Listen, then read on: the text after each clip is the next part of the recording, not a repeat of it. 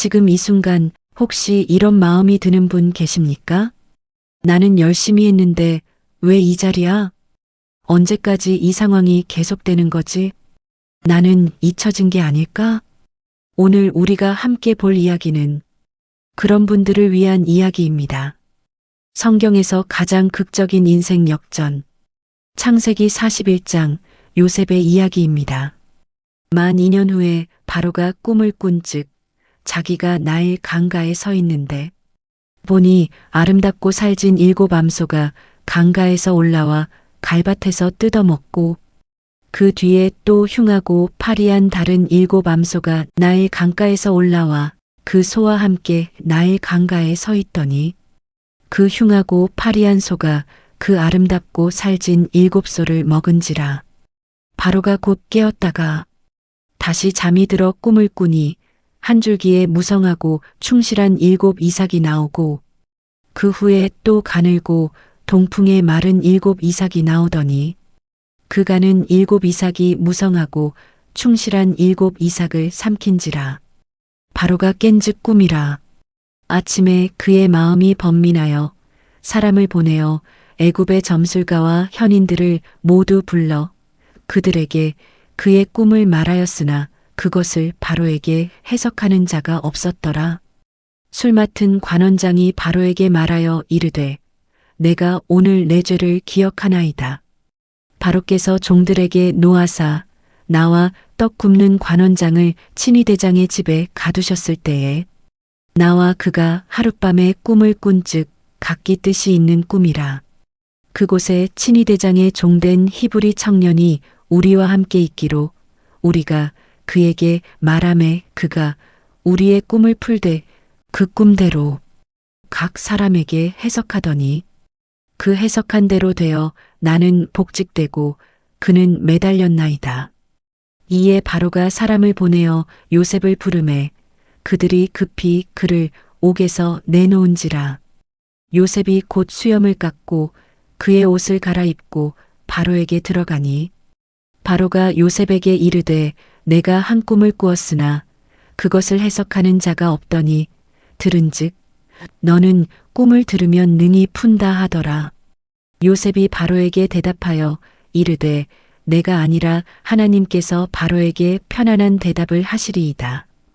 바로가 요셉에게 이르되 내가 꿈에 나일 강가에 서서 보니 살지고 아름다운 7 암소가 나일 강가에 올라와 갈밭에서 뜯어먹고 그 뒤에 또 약하고 심히 흉하고 파리한 7 암소가 올라오니 그같이 흉한 것들은 애굽 땅에서 내가 아직 보지 못한 것이라. 그 파리하고 흉한 소가 처음에 7살진 소를 먹었으며 먹었으나 먹은 듯 하지 아니하고 여전히 흉하더라. 내가 곧 깨었다가 다시 꿈에 보니 한 줄기에 무성하고 충실한 7 이삭이 나오고 그 후에 또 가늘고 동풍에 마른 7 이삭이 나더니 그 가는 이삭이 좋은 7 이삭을 삼키더라. 내가 그 꿈을 점술가에게 말하였으나 그것을 내게 풀이해 주는 자가 없느니라. 요셉이 바로에게 아뢰되 바로의 꿈은 하나라. 하나님이 그가 하실 일을 바로에게 보이심이니이다. 7 좋은 암소는 7회여 7 좋은 이삭도 7회니 그 꿈은 하나라. 그 후에 올라온 파리하고 흉한 7 소는 7년이요 동풍에 말라 속이 빈 7 이삭도 7회 흉년이니 내가 바로에게 이르기를 하나님이 그가 하실 일을 바로에게 보이신다 함이 이것이라. 온 애굽 땅에 7회 큰 풍년이 있겠고 후에 7회 흉년이 들므로 애굽 땅에 있던 풍년을 다 잊어버리게 되고 이 땅이 그 기근으로 망하리니 후에 든 그 흉년이 너무 심함으로 이전 풍년을 이 땅에서 기억하지 못하게 되리이다. 바로께서 꿈을 2번 겹쳐 꾸신 것은 하나님이 이 일을 정하셨음이라. 하나님이 속히 행하시리니 이제 바로께서는 명철하고 지혜 있는 사람을 택하여 애굽 땅을 다스리게 하시고 바로께서는 또 이같이 행하사 나라 안에 감독관들을 두어 그 7해 풍년에 애굽 땅의 5분의 1을 거두되 그들로 장차 올 풍년의 모든 곡물을 거두고 그 곡물을 바로의 손에 돌려 양식을 위하여 각 성읍에 쌓아두게 하소서. 이와 같이 그 곡물을 이 땅에 저장하여 애굽 땅에 임할 7해 흉년에 대비하시면 땅이 이 흉년으로 말미암아 망하지 아니하리이다. 바로와 그의 모든 신하가 이 일을 좋게 여긴지라. 바로가 그의 신하들에게 이르되 이와 같이 하나님의 영에 감동된 사람을 우리가 어찌 찾을 수 있으리요 하고 요셉에게 이르되 하나님이 이 모든 것을 내게 보이셨으니 너와 같이 명철하고 지혜 있는 자가 없도다. 너는 내 집을 다스리라. 내 백성이 다 내 명령에 복종하리니 내가 너보다 높은 것은 내 왕자뿐이니라. 바로가 또 요셉에게 이르되 내가 너를 애굽 온 땅의 총리가 되게 하노라 하고 자기의 인장 반지를 빼어 요셉의 손에 끼우고 그에게 세마포 옷을 입히고 금 사슬을 목에 걸고 자기에게 있는 버금 수레에 그를 태우매 무리가 그의 앞에서 소리 지르기를 엎드리라 하더라.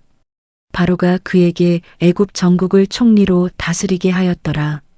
바로가 요셉에게 이르되 나는 바로라 애굽 온 땅에서 내 허락이 없이는 수족을 놀릴 자가 없으리라 하고 그가 요셉의 이름을 사브낫바네아라 하고 또 온의 제사장 보디베라의 딸 아스낫을 그에게 주어 아내로 삼게 하니라. 요셉이 나가 애굽 온 땅을 순찰하니라. 요셉이 애굽 왕 바로 앞에 설 때에 30세라. 그가 바로 앞을 떠나 애굽 온 땅을 순찰하니 7해 풍년의 토지 소출이 심히 많은지라. 요셉이 애굽 땅에 있는 그 7년 곡물을 거두어 각 성에 저장하되 각 성읍 주위의 밭의 곡물을 그 성읍 중에 쌓아두매 쌓아둔 곡식이 바다 모래같이 심히 많아 새기를 그쳤으니 그 수가 한이 없음이었더라. 흉년이 들기 전에 요셉에게 두 아들이 나되 곧 온의 제사장 보디베라의 딸 아스낫이 그에게서 낳은지라. 요셉이 그의 장남의 이름을 므낫세라 하였으니 하나님이 내게 내 모든 고난과 내 아버지의 온 집이를 잊어버리게 하셨다 함이요. 차남의 이름을 에브라임이라 하였으니 하나님이 나를 내가 수고한 땅에서 번성하게 하셨다 함이었더라. 애굽 땅의 7해 풍년이 그치고 요셉의 말과 같이 7해 흉년이 들기 시작하매 각국에는 기근이 있으나 애굽 온 땅에는 먹을 것이 있더니 애굽 온 땅이 굶주림에 백성이 바로에게 부르짖어 양식을 구하는지라. 바로가 애굽 모든 백성에게 이르되 요셉에게 가서 그가 너희에게 이르는 대로 하라. 아니라 온 지면에 기근이 있음에 요셉이 모든 창고를 열고 애굽 백성에게 팔세. 애굽 땅에 기근이 심하며 각국 백성도 양식을 사려고 애굽으로 들어와 요셉에게 이르렀으니 기근이 온 세상에 심함이었더라. 요셉은 히브리 사람입니다. 형들에게 배신당해 노예로 팔렸고 억울한 누명을 쓰고 감옥에 갇혔습니다. 아무도 기억해주지 않는 곳, 이름도 없는 죄수로 그렇게 세월이 흘렀습니다. 그런데 어느 날 바로 그러니까 당시 세계 최강국 이집트의 왕이 2번이나 같은 꿈을 꿉니다. 살지고 아름다운 7마리 암소, 뒤이어 올라온 흉하고 파리한 7마리 암소, 파리한 소들이 살진 소들을 삼켜버립니다. 그리고 또 꿉니다. 충실하고 무성한 7 이삭, 뒤이어 나온 가늘고 마른 7 이삭, 마른 이삭들이 풍성한 이삭들을 삼켜버립니다. 바로는 아침에 눈을 뜨자마자 불안합니다. 당대 최고의 점술가들을 다 불렀지만 아무도 해석하지 못했습니다. 그때 한 사람이 생각납니다. 감옥에 히브리 청년이 하나 있었는데 그가 꿈을 정확하게 해석했습니다. 급히 불려온 요셉, 수염을 깎고 옷을 갈아입고 왕 앞에 섰습니다. 바로가 말합니다. 내가 꿈을 꾸었는데 아무도 해석 못하더라. 들으니 너는 꿈을 들으면 풀 수 있다고 하던데. 그때 요셉이 하는 말이 인상적입니다. 제가 아닙니다. 하나님께서 바로 왕께 편안한 대답을 해주실 것입니다. 잠깐 여기서 멈추겠습니다. 요셉은 지금 인생 최대의 기회 앞에 서 있습니다. 잘만 하면 감옥에서 나갈 수 있습니다. 그런데 그는 자신을 내세우지 않았습니다. 내가 잘나서가 아닙니다. 하나님께서 하시는 겁니다. 믿지 않는 분들께도 이것은 굉장히 중요한 태도입니다. 진짜 실력 있는 사람은 자신이 가진 한계를 압니다. 그리고 그 한계 너머에 무언가가 있다는 걸 겸손하게 인정합니다. 요셉이 꿈을 해석합니다. 두 꿈은 하나입니다. 하나님께서 앞으로 하실 일을 보여주신 겁니다. 7살 진 소, 7 충실한 이삭 7년의 풍년입니다.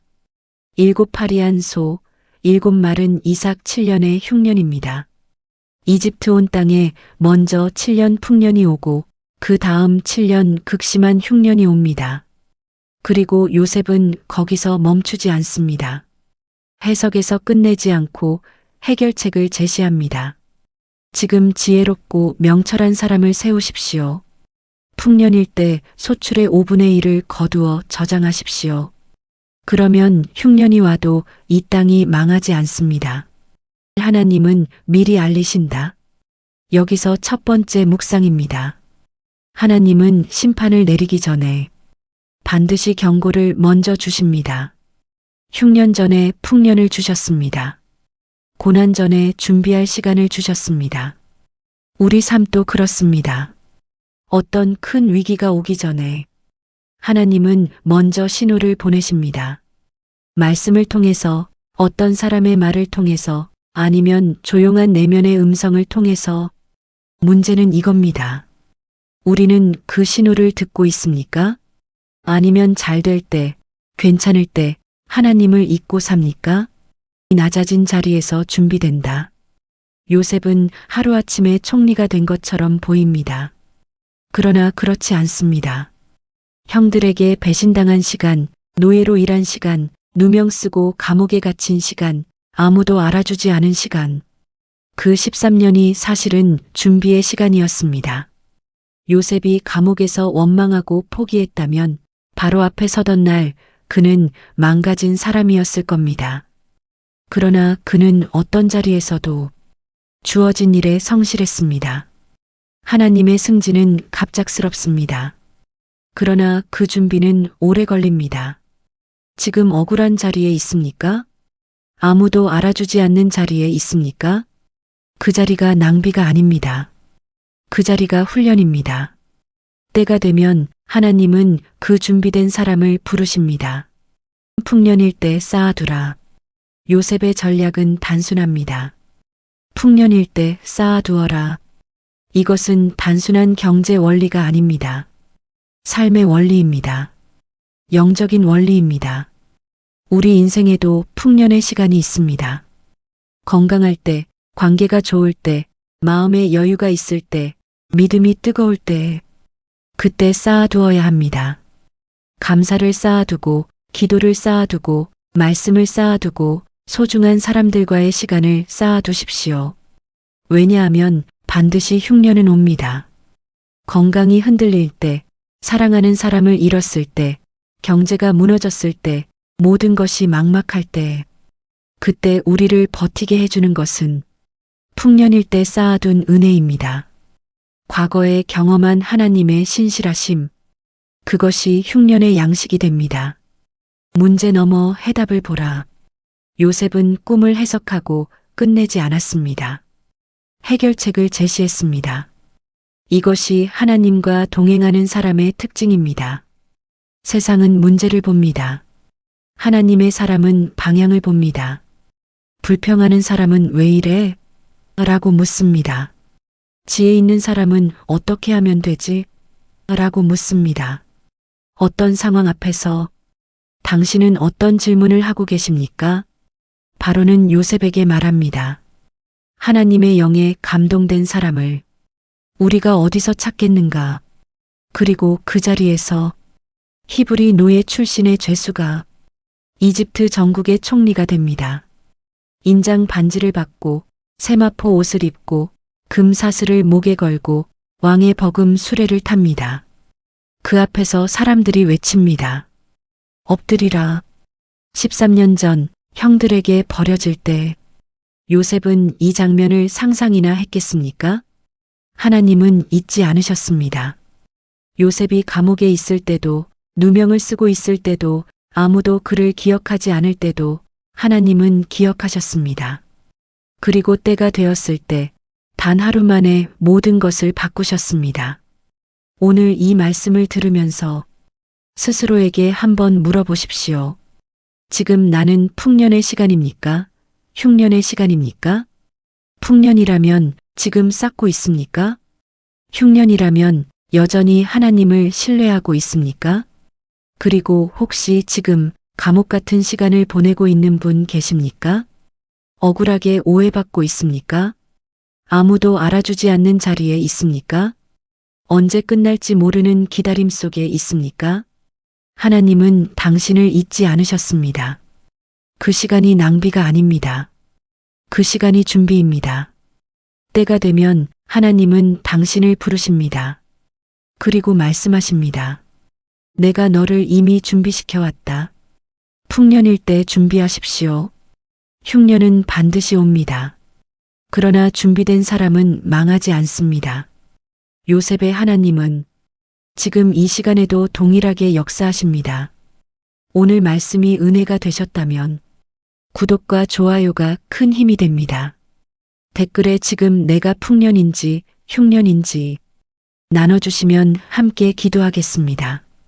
다음 시간에도 말씀으로 찾아오겠습니다. 샬롬.